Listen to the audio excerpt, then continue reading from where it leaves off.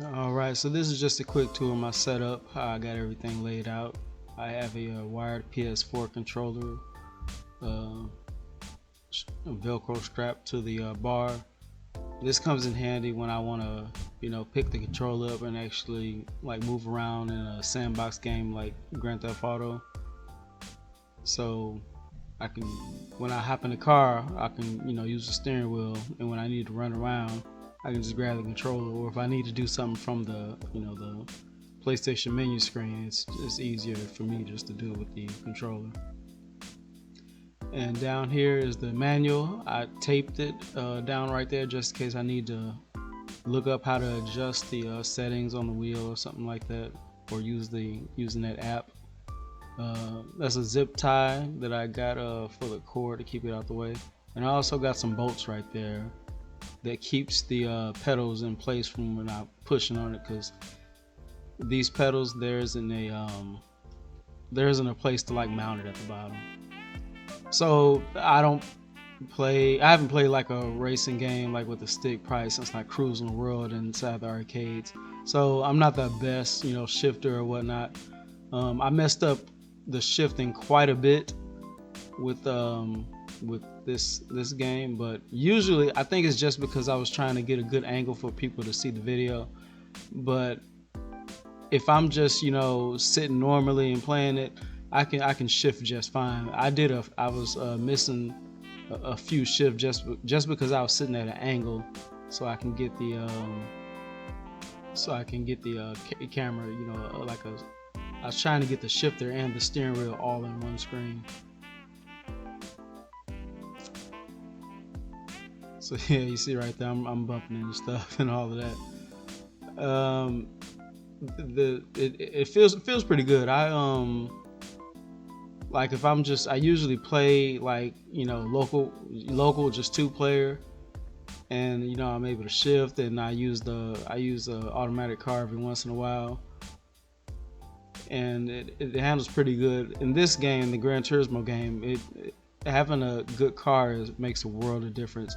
Because I started off with some of those beginner cars, and I just couldn't steer at all. I was crashing into stuff every like 2 seconds, versus like every 12 to 14 seconds when I have a decent car.